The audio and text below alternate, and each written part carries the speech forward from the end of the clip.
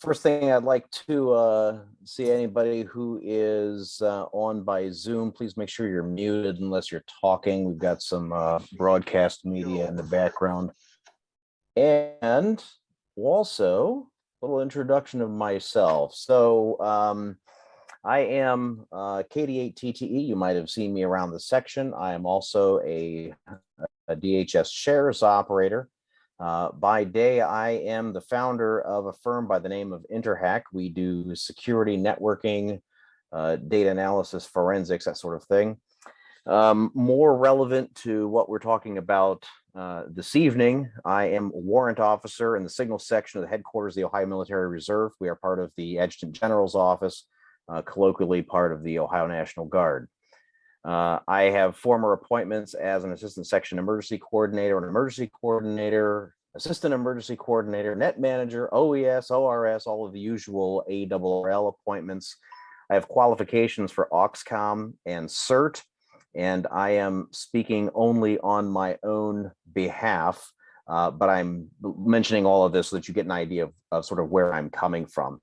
Thank you very much for having me this evening. I'm really excited to be able to meet with you. I was hoping to be there in person, but a lot of things changed over the course of the last 5 days. So here I am remote. All right. So I want to talk a little bit about the purpose of amateur radio, sort of as a basis for the beginning of our discussion. Now, of course, we know that the rules as specified by the FCC enumerate 5 justifications for the amateur radio service. The first is a volunteer, non-commercial service for the public. Emergency communications gets a special call out for that. There are 4 other things: the advancement of the radio art, improvement of the service, to expand the reservoir of trained operators and technicians, and of course, international goodwill. All of these things are important, and they are all part of the amateur radio service. However, we're focusing on this first enumeration, that is the volunteer non-commercial service, emergency communications. That's the only one I'm focusing on this evening, but I want to make sure that everyone understands that the other 4 are just also important. The issue is going to be our focus this evening.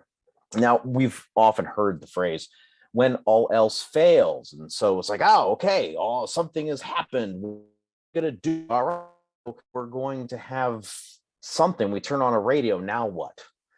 The issue, of course, is going to be to do what? All else has failed. What do we do?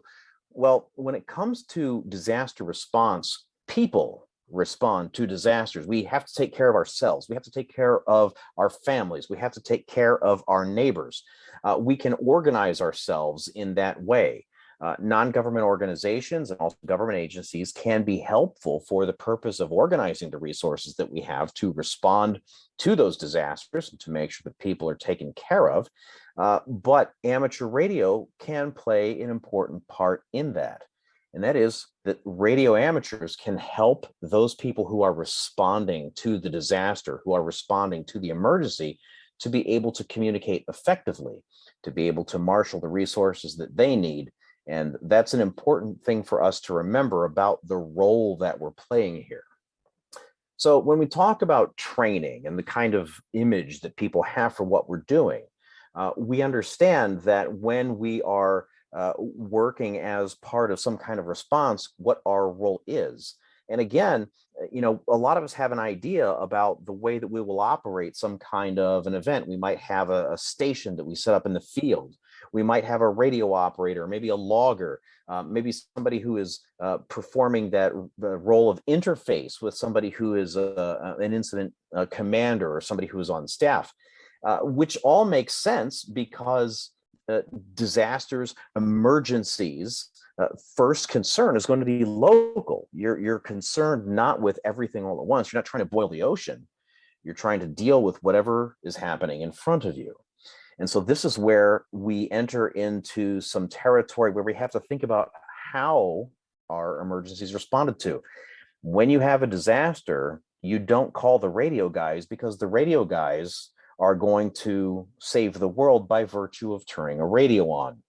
you're going to have something else happening. A community emergency response team might be activated or something along those lines. The emergency will start local, it will end local, but the question remains, how do the pieces fit together? If you don't have all of the resources that you need locally, how do you get more resources? If you have additional resources that you do not need, but that could be useful to someone else, how do you coordinate them so that people can get the help that they need? Well, if you expand the picture just a little bit, it's exactly the same picture, but we can see how things begin to relate. In the very small scale, we can see that we've got a local net. Okay, so we've got a station, some stuff's going on here. Ostensibly, we're talking to a county EOC or something, but is that all? Well, of course, we have a whole bunch of other things that are happening. We've got other counties that are active. We might have a district that's active. We also have the traffic system that is active. And all of these things are going to be part of a system, a network, an interconnected set of networks that has the ability to support two-way communication. So individuals, we can think about what their needs are. They're going to be at shelters. They need to be able to get messages back out to friends and family to let them know that they're all right. NGOs, think about hospitals. They're going to have the ability to communicate with others. And of course, agencies are going to have to be able to talk to one another. In Ohio, there's many people who think that, oh, we're going to use MARCS because that is the multi-agency radio communication system, and it's going to take care of everything, which is great as long as it works. But if you're talking about a disaster scenario and you don't have repeaters and you don't have internet and you don't have phone service, then those kinds of connections are not going to work. And what we're left with is the kinds of things that we can establish by virtue of simplex nets and especially by virtue of HF to be able to connect the various parts together. And so this brings us to the question of Black Swan. Some of you might have seen the Black Swan nets and some of the coordination work that we've been doing with the Ohio section for the simulated emergency test annually regarding how to participate in a scenario that comes from a larger source called Black Swan. I created the Black Swan exercise series because I was looking at the way that we were exercising and the sorts of things that we were doing. When it came down to it, I saw a lot of activity, but I saw very little productivity. Lots of the nets that were being called for emergency purposes ostensibly were little more than equipment checks. We would have people come in, they would go into an EOC, fire up the radios, make a couple of contacts, and then just say, oh, the bands stink by 11 o'clock in the morning. We can't get anything done, so let's get out of here. We go to lunch, we go home. That is just not going to train people to operate in an emergency. When you're dealing with providing the means for communication that an agency needs, you don't get to tell the emergency management agency director that the bands stink. You don't get to give him a lecture on propagation. The guy needs to have the phone work, and it's our jobs to make sure that it does. And so that's something that we needed to make sure that we were exercising and that we were doing so in a reasonable way. I just didn't think that that was happening, and that's what led to the creation of the Black Swan exercise. So the concept of operations for Black Swan was not that we're going to be dealing with the kinds of things that happen all the time. We understand how to deal with everyday things. I mean, for the most part, repeaters work. I mean, even after storms, we can use them all the time when we're doing our Skywarn nets and all that sort of thing. However, when you have the rare high impact event, that changes things dramatically. Now you start having to deal with interagency response. You have to start having agencies work with non-government organizations. You might have those organizations calling upon their auxiliaries to be able to work together. So we wanted to make sure that the Black Swan exercise was going to have this idea in mind, that it was going to create realistic exercise play, and that it would be focused on critical tasks, the kinds of things that radio operators would need to be able to do in an emergency. So in 2017, that was our first big black swan exercise. And we had the Ohio section, we had the Iowa section also participating. And we were looking at a scenario that mirrored the derecho that blew through in 2012. When it came from Iowa, blew all the way through Ohio. And that was a model that we could follow and say, okay, this is something that did in fact happen not that long ago. And we could model our exercise play after that. So our players were not limited to amateur radio. We also had DHS shares operators. We had the DoD Mars operators. National Weather Service also participated. And so as far as I know, this is the first non-DoD use of 5 megahertz for interoperability. So it was a big deal at the time. There were a lot of people in the amateur service that were afraid. Am I allowed to transmit if I've got somebody with a funny call sign calling for somebody else? And so it was a very interesting experience, and we did get people begin to participate. So we would hold nets where we would have amateur stations and also US government stations in the same net actually working with one another as part of exercise play. And that was something that was very nice. In 2018, we used a model that was severe winter weather. And again, we had players from various radio services, and that we made that actually a focus for what we were doing, is how to be able to make information flow around the various systems in the way that would model the needs of various responding agencies and individuals and so on, thinking about it from the perspective like a network. And so our idea was to be able to show all of these various nets that exist, the way the CERT is operating in one place, the way that a county ARES team is working in one place, another county ARES team working in another place, the traffic nets, where they live at the local level, where they live at the section level, and how they relate to the regions and so on. And we were mapping out the way that information would flow if all of these various amateur radio resources had come to be active at the same time. So as we were looking at the systems, we were thinking big, but in a way that would make sure that the local needs were taken care of.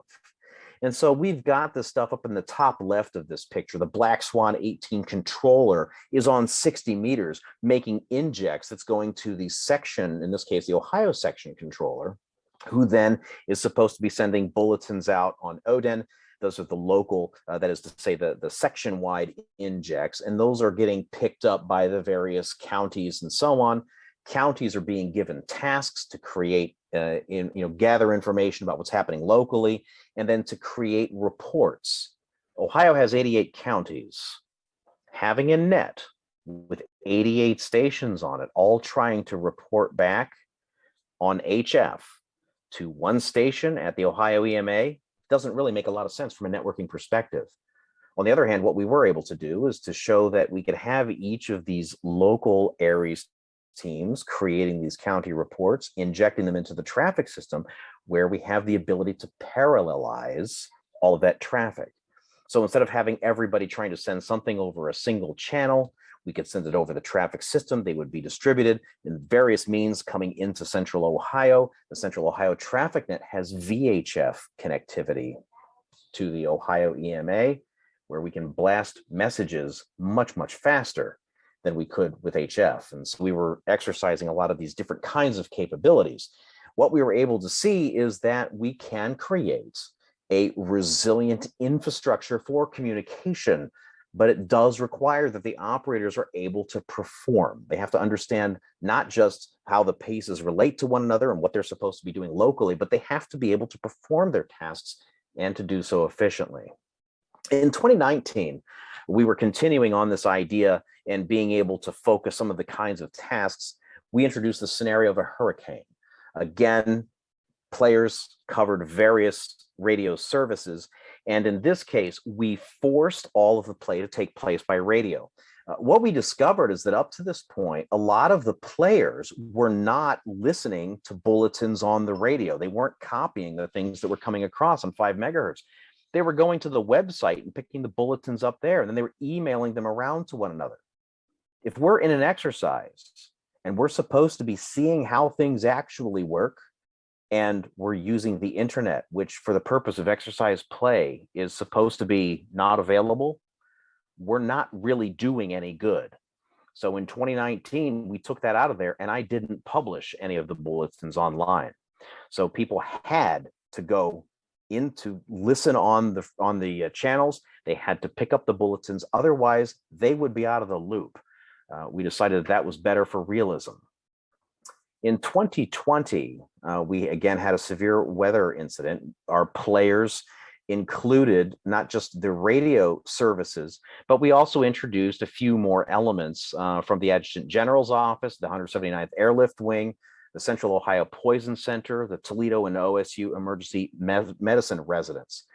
Now, this was very interesting because in the run-up to this exercise, in the summer, we ran a project where we were creating a means by which the state could have some kind of a message that would go out to every county. And so we had this system set up where the section would send a message to all representatives from the Aries districts. Each Aries district representative would take that message and then in turn send that to each of the county representatives on a separate net. And we were able to manage traffic efficiently that way. And we also got everybody used to the idea of understanding that you have to get messages, you have to get them right, and to be able to move them up and down the chain to ensure that we are a part of a viable communication system. When we were doing that run up to the 2020 exercise, this caught the attention of FEMA.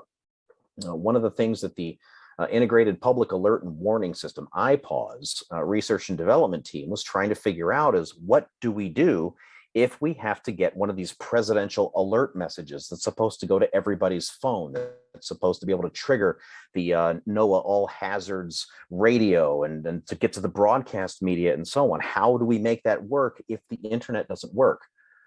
The reality is that all of that stuff we get by radio today is internet dependent. If those transmitters don't have internet service, they aren't getting the message that they in turn are supposed to be transmitting. And so when FEMA saw the way that we were making this work for our practice for Black Swan, they decided they wanted to join our exercise. And so we worked with FEMA in developing a way to get those messages that IPAWS carries, the Common Alerting Protocol format messages, and to be able to get those to distribute through amateur radio. So that was the first time that we had participation by FEMA working with an R&D team, and we were solving a problem that was a real problem that FEMA was trying to work out and didn't really have a solution for. So we were very happy about that. Of course, this was the first time that we were also dealing with the COVID-19 restrictions, and so we had a virtual control cell, and that's the way that we were operating that exercise. Now, Zoom is not going to allow me to play this and have you hear the audio and so on. So I'll send some stuff afterward with some links to these various videos. You can find my YouTube channel, KD8TTE. I branded Radio KD8TTE. You'll be able to find various videos that we have, some of which include this net that we created, Buckeye Net Mixed. The idea was that we were going to have an NTS traffic net that specifically was there for the purpose of supporting Aries operators who are activated. So we were working with 5 megahertz in particular because that was the best frequency for us to work with during the day for in-state communication. And so that also opened up the opportunity for us to introduce this business of having government stations working with the amateur stations. The video that I've got, KD8TTE episode 30, shows where we have an amateur traffic net that is running, and we have 2 government stations that report into the net and exchange traffic with each other on a net where we have an amateur operator as net control, which was pretty cool, and it's the first time that I've seen that done. We also have, I'm just going to skip over the next slide, maybe. There we go. Okay, so let's take a look at how this worked out. One of the things that I'm interested in doing with respect to conducting exercises is seeing how we performed. The fact of the matter is, there are a lot of emergency managers who have some experience with us, not necessarily a lot, but some experience. And a lot of those cases, the experience isn't real good. So we need to be able to show not just that we are willing to show up and that we're going to bring a whole bunch of gear and we have all that kind of fun stuff, but we have to show them that we have the ability to perform. The way that we show them that we have ability to perform is not by saying that we can do it and say, oh yeah, we do that all the time. It's to conduct an exercise that's realistic, to have specific enumerated objectives, to tie it back to a core capability that is related to something that we have to do in support of the agency's mission, and then to see how did we do when presented with that task. And so the objectives that we had for Black Swan 20, we enumerated them here, we related them to the various core capabilities. And this is using the Homeland Security Exercise and Evaluation Program scoring system, where you basically enumerate your objectives and then you say it was performed without a challenge, performed with some challenges, performed with major challenges, or unperformed. The good news is for Black Swan 20, we didn't have any that were unperformed. We did, however, have quite a few that were performed with major challenges. The rest were performed with some challenges, except for one, which is performed without challenge. So this showed us a lot of opportunity for us to train and to be able to improve. So the nice thing about these things is they also feed back into training plans, into training programs, which is very nice, because now we're not just training because we have some general idea that we're supposed to. It's that we had a specific job that we were meant to do. We saw how we did the job or where we were not able to do the job well. And it turns into a program by which we conduct a series of things, whether it's presentation or whether it's more on-air exercise. But in any case, is activity that specifically is meant to improve our ability to perform these things that we didn't do so well previously. Not everybody was very keen on this, and that was a big deal. One of the things that I think was very interesting from my perspective as the exercise director is that we were able to observe what was happening during exercise play, but then we were able to see the way that people were responding to being put through an exercise. Now, we saw some great capability in all of this. What we did not see is viability, however. The viability comes into our ability to perform this under pressure, our ability to perform it in a way that's reliable. That just did not manifest itself. Furthermore, the response that we got back from some of the amateurs was unacceptable, absolutely point blank unacceptable. I was running this exercise as part of a served agency, okay? I am part of a state agency. We are the ones that get called when plan A and B and C and D have failed. It's our job to make it go. It's my job in the signal section of headquarters to make sure that we marshal whatever resources are necessary to get this job done. And I created this exercise with that idea in mind. I had emergency doctors, MDs, create the scenario. They were the ones who created how all of this stuff was going to work. And what we heard from some, not all, but from some of the players was just outright hostile. They said things like, this is completely unrealistic. You would never have somebody in Cleveland talking to somebody in Columbus or Cincinnati about poison problems. You would send that to Cleveland. Well, the fact of the matter is the person who created that part of the exercise is the medical director for Central Ohio Poison Center, which covers 2/3 of the state of Ohio. The other third of the state of Ohio is down around Cincinnati, and then the far northeast corner of Ohio, which is served by Cincinnati. There is no poison center in Cleveland. And so this is an example of how somebody, by virtue of having a radio, thinks he knows everything and then wants to throw fire back to the agency to saying that this exercise was unrealistic. That is totally unacceptable. Nevertheless, we did have the ability to move forward by documenting whatever was going on. And if somebody decides they don't want to play, fine, you don't have to play. I mean, we're not telling you have to do anything. Maybe one of those other 4 things in amateur radio is more your speed. Well, that's cool. Do that. In 2021, we took a look at the same kind of general idea where we had the severe weather kind of thing. We wanted to have players from various radio services, and we focus on a narrower set of objectives. So rather than try to spin a whole bunch of things up at once, we decided let's just focus on this business of message origination and relay. So in this year, 2021, this is where we actually separated from Ohio ARES and NTS. We ran this completely independent. Now, an ARES team that wanted to act as players and NTS Net that wanted to be a player, that was great. We were happy to have them and willing to work with them.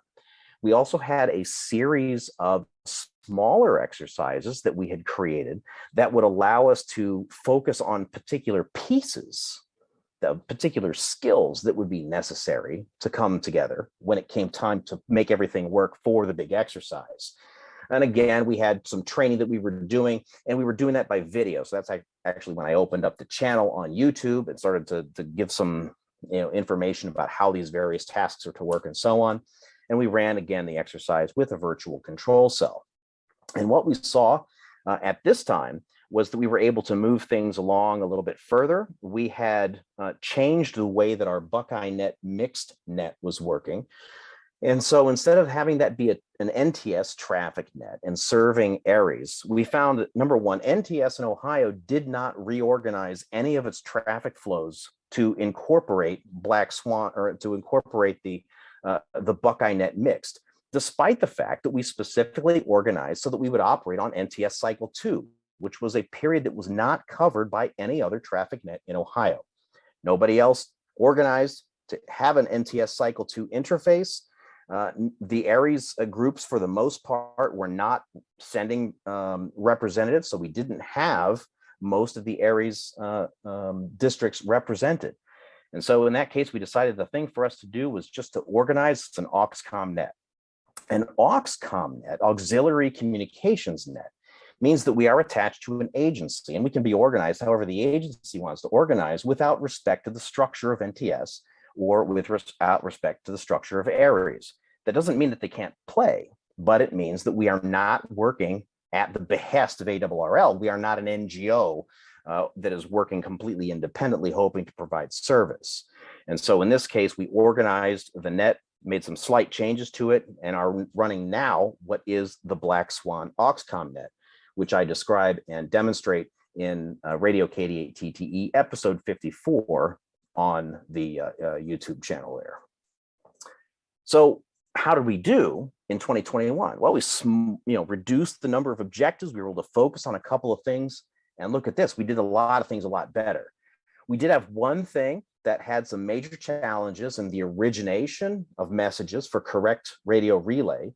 We had some challenges with respect to how to organize our volunteers, but this business of being able to transmit the radio messages, to receive the radio messages, and to deliver the radio messages, we did that without challenge. There's clear improvement here on these particular objectives, all of which were part of the 2020 scenario. And so we got rid of some of the things, we focused on this, and we can show some clear improvement. This was great work. So now we're looking at 2022. So our exercise, we've got up on the website. We have specified generally what we're doing, but we're not giving away too much information at this point. It's going to be realistic. It's large scale operation, black sky conditions. That means internet service doesn't work, phone service doesn't work. That doesn't mean that it doesn't work anywhere. I mean, that's one of the things that a lot of people complain about. It's like, oh, you don't understand. The internet was made to survive the nuclear war and stuff. Well, Google me. I know some stuff about the internet. What I'm telling you is that there are times and places where internet service is not reliable. And that's the kind of scenario that we're working with here. So the idea is that we in amateur radio are able to create that communication infrastructure so that when the primary means of communication is no longer available and falling back to the alternate means of communications no longer working, we'd get down to contingency or to emergency layers. We in amateur radio can provide the means to communicate under those conditions. So one of the things that we are doing specifically with this is we're focusing on the need of the agency and of the public.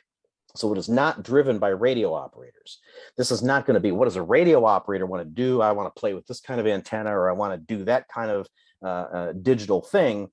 It's going to be, what is the mission that needs to get accomplished in this kind of scenario? And do we have the ability to provide the circuits, to run the circuits necessary for that communication? We are, again, this year, continuing on the idea that we had earlier, which was to have some smaller exercises that we would conduct throughout the year to be able to put some pieces together and test some specific skills. Groundhog Day this year, we had a weather event. And you guys know some stuff about weather events up there. So we were able to use what was actually happening on Groundhog Day to create an exercise. So if all of that Groundhog Day stuff were going on and the internet service would not be available and phone service didn't work, how would we make things work? Well, if we had to establish radio circuits, how did we do? We actually started an exercise on Groundhog Day and we gave no notice. We didn't plan this thing months ahead of time. It was literally as the storm is going on, we saw this is a good opportunity for an exercise. Let's spin up as if we've been called to service. And that's what we did. Of course, we have NVIS Day is coming up later this month. And we have a whole bunch of stuff that we're looking to do with that. NVIS Day, I think, is one of the best exercises that we've got for this ability for supporting emergency communication. A lot of people are thinking about, especially if you're thinking about contesting and so on. You're thinking about big antennas and being able to shoot far away and all that sort of stuff, but you don't need any of that in an emergency communication. In emergencies, you're basically trying to talk nearby. You're trying to talk within your county. You're trying to talk within a district. You're trying to talk within a state, maybe a multi-state area. But in any case, that's going to be NVIS style propagation if you are beyond the line of sight, and VHF isn't going to get the job done. So NVIS Day, we've got some special things that we're doing for the exercise, including the transmission of images, so people can tune in, get a copy of, get a transmission, see what the image looks like, and compare it with some other things, and so we get a visual idea of signal quality. And then we've also got something we're working with Franklin County at the moment for HT Day event in early May. And the idea there is going to be, how do we work in the event of having stations who have been called to activity, but they've got HTs? How do we organize people so that they are able to do the work of emergency communication effectively? So we'll be having a scenario where we've got a CERT damage assessment underway, and we're organizing people in such a way that they are providing communication between the incident site where the damage assessment is taking place and what's happening at the county EOC. We're going to show, by organizing our assets appropriately, we don't need to have repeaters. We don't necessarily need to have great big stations. Sometimes the HT operator who has been trained and who has practice will be able to be much more effective than somebody who's got a whole bunch of gear that they don't necessarily know how to manage very well. Here's an example of some of the stuff that we've been doing with moving images on the Black Swan net. And this is kind of interesting. I mean, these are kind of fun pictures, but when we're looking at an emergency situation, we're probably going to need to think about, what about maps? That might be something that would be interesting to show. If we could show, a weather situation, here's the front that's coming, here's what it looks like. And so that's the kind of thing that we've been doing here. And also being able to show how each station that's transmitting is being heard by the other stations. Again, we can read S meters and report all that kind of stuff, but I like images because they show visually a very clear, how well is this thing working? And when you're talking about degradation of signal, it's like, okay, well, it's one thing to say you're down 2 S units, On the other hand, you can look at a picture and say, can I read what that thing says? Can I make out the edges of the territory that I'm dealing with? Can I understand that that's some kind of a front that I have to manage? Those are kinds of things that are very, very helpful for us to understand. So we've basically tried to organize all of our activity around a couple of different related projects that all complement one another. So we have the Black Swan net. As I mentioned, we run on 5 megahertz if we are operating during the day, and we run the net 3 times a week. So we have the ability to operate under various conditions. So on Saturday and Sunday, we run at 1 in the afternoon. And on Monday evening, we run at 7 in the evening. The 7 in the evening, that operation takes place obviously on 75 meters. We start to call it by voice, and then any digital transmissions that need to be made happen on 80 meters, and that's coordinated between them. They're not separate nets. We actually start the net, we control it by voice, and we have all the traffic moved by digital on a side channel. The 60-meter operation is what we do during the day. And of course, we are able to send digital and voice emissions on the same channel. And so sometimes we'll do that. Sometimes we'll send people to side channels for the transmission of messages. We also have a newsletter that we release weekly. It's called QSP. And the whole thing is sourced and distributed all by radio. It's not on the internet, except for a couple of sample issues that we had in the very, very beginning. We have everything. If you want to send something in, you're welcome to do so. You can use WinLink for that. Just send a WinLink message to the call sign QSP. It'll come to the newsletter editor, and that stuff that you send in can be incorporated. And then you'll also get a copy of the current newsletter if you haven't already got it. And then you'll be getting a copy of the newsletter that includes your contribution as well. And there's a weather alert project that we have. This is a piece of software that we have watching National Weather Service for several states. And what it will do is whenever there is an alert that is issued, it will create a radio message. It will set it with the correct addressing scheme so that it will go to the right counties. It'll set the right precedents to make sure that things get ordered in the right way when circuits get very busy. We've got an internet email list so we can talk about things and just kind of exchange ideas, what's going on. There's my weekly training videos on YouTube. We encourage participation in Aries events and Mars events, other activity like the Armed Forces crossband events and all that sort of thing. We're also presenting to agencies directly. So one of the things that I'm doing is that when we're talking about amateur radio is I very often, if I'm talking to an agency, I'm not going in there as Matt the Ham KD8TTE. I'll put my uniform on and I'm going in talking as a member of an agency about what this service is capable of doing and what the volunteers who put in all kinds of hours to being able to operate, all kinds of money to having all of this gear ready, and how we are able to organize those resources if we understand how to work together. And that's been very helpful as well. And then, of course, I promote the stuff on the usual social media kind of stuff, except for Facebook, because I hate Facebook. Well, I hate the others too, but I really, really hate Facebook. And so I try to avoid logging in there whenever possible.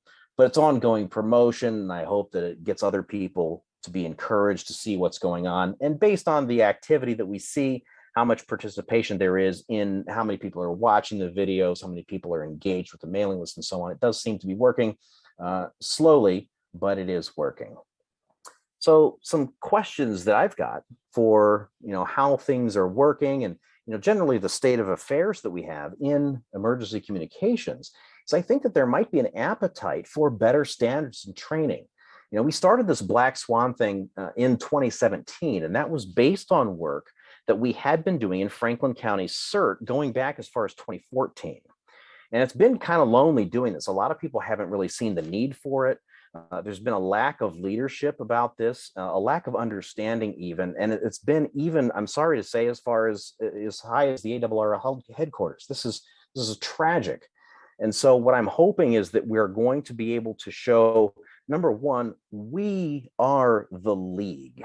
We shouldn't be waiting for somebody else to solve problems for us. We are the field, or we are the ones that should be working with the agencies, making sure that we understand what the need is, feeding that kind of stuff up back to headquarters so that they can engage usefully by coordination, because they're not going to be able to think of how things are supposed to work from an ivory tower to hand it down and then everything is going to be great. So that's really something that I think is going to be a bit of a shift of mindset for a lot of people, but it's something that's going to be necessary. You know, when we were operating in 2017, we blew some people's minds. They would, NTS, like, what's that? They didn't know how it worked. They had no idea of how it related to Aries, and that's been a real problem. We are today in a much better position. I was down at the ARRL National Convention in Orlando, and I was on the emergency communications track, and I was showing Aries operators how to take an ICS 213 general message and to be able to relay it effectively on NTS circuits. And it was very well received. We had a lot of people practicing it, and a lot of people have been following up. I've got a video that talks about how to do it, and it's got a lot of views that people have been sharing it clearly with one another. So I'm very happy about that. We do have, however, some mixed signals about, how well things are working, what kind of an appetite there is. That business of having the Buckeye Net mixed, we did a lot of work to make that fit within the structure of what the league had organized and the way that NTS worked and the way that Aries worked and how they were supposed to fit together, but we just did not have engagement. So that was pretty disappointing. Rather than try to continue to beat that dead horse, we just decided to organize the whole thing afresh and say, look, this is going to be an agency thing, and we're going to organize however the agency wants. And it's very early days still, so we don't know how it's going to work yet. So when we're talking about what it is that we're doing, when we talk about activity, that's great. I mean, we need to have activity, but we also need to make sure that we're productive. It's not just going to be enough to be active. If we are productive, we're getting something done. And even that's not sufficient, because when we're talking about amateur radio being there to provide those communication circuits when we don't have other options, we're talking about viability. And if we've got two guys on the radio and they've been there for 37 hours and there's nobody there to relieve them, and they don't have the ability to run multiple circuits, that's not viable. So we have to be focused on what our mission is. We have to recruit people to help them to understand what that mission is and to be able to understand what the tasks related to those mission activities are going to be. They have to be trained for it. They have to be tested for it. They have to be qualified. This is where things like a task book can help a lot. So I encourage people to think about what we're doing in terms of the mission. SMEAC, the situation, mission, execution, administration, and control. How do we make those things work? For those of you guys who have been in the military, you've seen that sort of thing. It's the 5-paragraph order. It's a beautiful way to organize very succinctly what is that we're supposed to be doing. So that's really what we're about with the Black Swan communication exercise. It is not just an annual exercise. It is a whole program that is designed to encourage people to think about emergency communications from the perspective of an agency, of an NGO, or of an individual with a communications need in an emergency or post-disaster scenario. And then how we, as communicators, can provide that kind of service so that it is viable, so that we can fulfill that mission as specified in the first justification of amateur radio in the FCC rules. There's a whole program that will help people to develop and to take whatever capabilities you've got now and to build them up, to organize them, and to learn from one another so that we can conduct this big annual exercise and be ready should the day that we hope not to have to do it for real comes. At least we'll be ready. That's the end of my prepared comments. I'm happy to answer any questions.